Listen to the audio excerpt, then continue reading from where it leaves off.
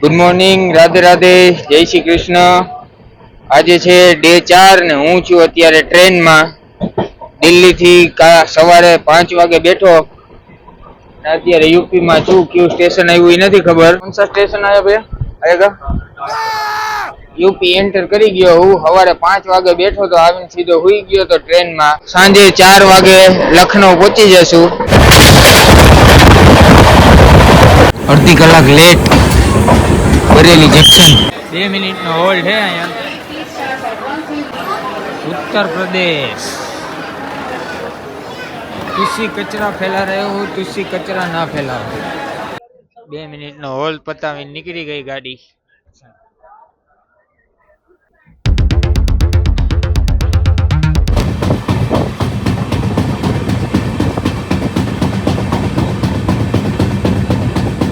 Exact 4 वागे Lucknow junction ऊपर उतरी गयो छू। आ है लखनऊ जंक्शन, आवडू आई है लखनऊ जंक्शन। आनु नाम है लखनऊ जंक्शन અને આનું નામ है લખનઉ ચારબાગ રેલવે સ્ટેશન। અને લખનઉ જંક્શનની અંદર જ ડાયરેક્ટ છે અહીંથી મેટ્રો, એટલે હું સ્ટેશનની બહાર નીકળ્યા વગર મેટ્રોમાં ફરી શકું છું। આ એનું એક્ઝિટ ગેટ છે। ચાલો મેટ્રોની શેર કરી। ઘણા ટાઈમ મને ઈચ્છા તો હતી કે હું ક્યાંક મેટ્રો લઈને જાઉં, પણ અત્યારે લગન ક્યાંય દિલ્હીમાં ઉતરો તો ન્યાય કનેક્ટેડ નહોતું મેટ્રો, અહીંયા કનેક્ટેડ છે।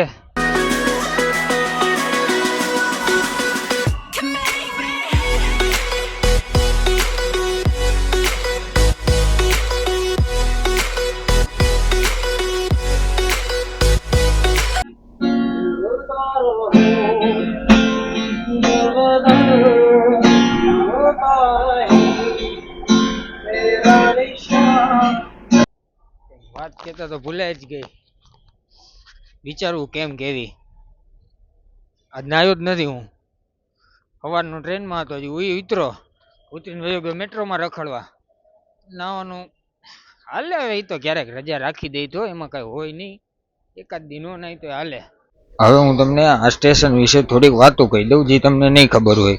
આ સ્ટેશનનું નામ ચારબાગ એટલે પાડવામાં આવ્યું કે જ્યારે આ સ્ટેશન બન્યું નહોતું ત્યારે મોટા મોટા 4 બગીચા હતા ને એના ઉપરથી સ્ટેશનનું નામ ચારબાગ પાડવામાં આવ્યું। અને આ રેલવે સ્ટેશન ભારતનું સૌથી સુંદર અને 100 વર્ષ જૂનું રેલવે સ્ટેશન છે। અને આપણા બાપુ ગાંધી અને ચાચા નહેરુ પહેલી વાર 1916માં અહીંયા જ મળ્યા હતા। તો હુકામ મળ્યા હતા એ મને નથી ખબર, મળ્યા હશે કંઈક કામથી। હવે એ બે કઈ મારી જેમ આવી કઈ ચેલેન્જ તો કરતા નહીં હોય।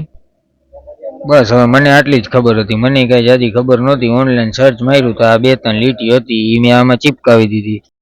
હનુમાન બાપા બધા રેલવે સ્ટેશને બેસી ગયા હો ભાઈ। બધાની લાઈફ એ ટાઈપની જ છે અહીંયા, ભાગા ભાગી ને એકદમ દોડા દોડી ને અહીંથી નીકળીને વાહ ને વાંથી નીકળીને વાહ ને। મને એક ભાઈ મળ્યા હતા, મને એની યાર મેં વાતચીત કરી ઘણી બધી, પણ હવે એને શૂટિંગ કરવાની ના પાડી કે હું ના કે શૂટિંગ નથી કરવી, એમને વાતચીત કરો। મને કે તમારે કે એ બાજુ એ ભાઈ ગુજરાતમાં રહેલા હતા, એટલે મને કે તમારે કે એ બાજુ કેવું હે, લોકો શાંતિવાળી જિંદગી જીવે એમ, નિરાતવાળી કઈ દોડધામ નહીં। અને પ્લસમાં એ ભાઈ અમદાવાદમાં રહ્યા હતા કે તમે તો એ કે રાજકોટમાં હતા એટલે એ કે ત્યાં તો નાનું સિટી એટલે ત્યાં તો હાવ કે મજા, પણ એ કે અહીંયા આ બાજુ બધે દિલ્હી ને અહીંયા ને મોટા સિટીમાં હે ને માણસો બધે અંદરથી દુખી હોય। આખો દિવસ દોડધામ, વાંચી વાહ કામેથી ઘરે, ઘરેથી કામે, સ્ટેશનમાં ધક્કા ખાય, પૈસા કમાવા કે આ બાજુ કે આ તને જેટલા કે સ્ટેશનમાં બધા દેખાય ને કોઈ કે અંદરથી એટલું ખુશ નહીં હોય કે લોકો પોતાનો નથી પેશન ફોલો કરતા, શું કરવું શું નહીં, બસ પૈસા કમાવા હાટું દિન રાત ભાગદોડ ને ભાગદોડ જ કરે। બહુ મોટી વાત કરતા હતા। હવે શૂટિંગ કરવા દીધું હોત તો મજા આવત। પછી મને એમને એ કીધું કે ખાલી લખનઉમાં નહીં પણ આખા યુપીમાં બેરોજગારી બહુ જાજી છે। એ કે અહીંયા તમારા જેટલો કે રોજગાર નથી। મને કે તમારે જે રાજ્યમાં કે જે સમૃદ્ધિ છે ને એનું કારણ એ કે ત્યાં ઇન્ડસ્ટ્રી એટલી છે, રોજગાર એટલો છે, એટલે કે અહીંયા રોજગાર નથી। એટલે માણા પાસે કે હિન્દીમાં કહેતા કે आदमी के पास काम नहीं होगा तो क्या करेगा, नशे करेगा, आवारागर्दी करेगा, लूटफाट करेगा, क्या ही करेगा। और મને લાગ્યું એ વાત સાચી છે। એટલે હવે રાતે અહીંથી 12 વાગ્યાની ટ્રેન હે મારી ગોરખપુરની, સ્લીપર બુક કરી છે। જાવું તું જનરલમાં જ પૈસા બચાવવા હાટું, પણ મેં કીધું થાયકો બાઈકો હું તો સ્લીપરમાં થોડીક નીંદર થઈ જાય, 12 વાગે નીકળી જાવ અહીંથી। હવે રાતે 12 વાગ્યાની ટ્રેન છે ગોરખપુરની। આવો રહ્યો આપણો લખનઉમાં દિવસ આજે।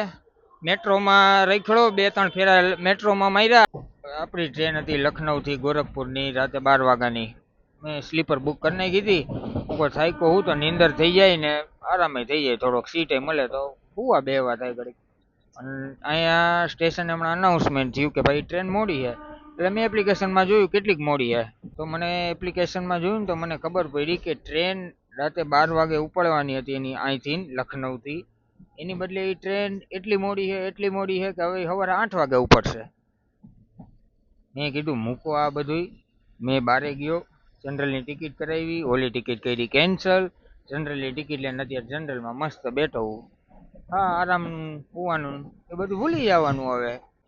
તો હવે મળીએ કાલે સવારે ગોરખપુરમાં।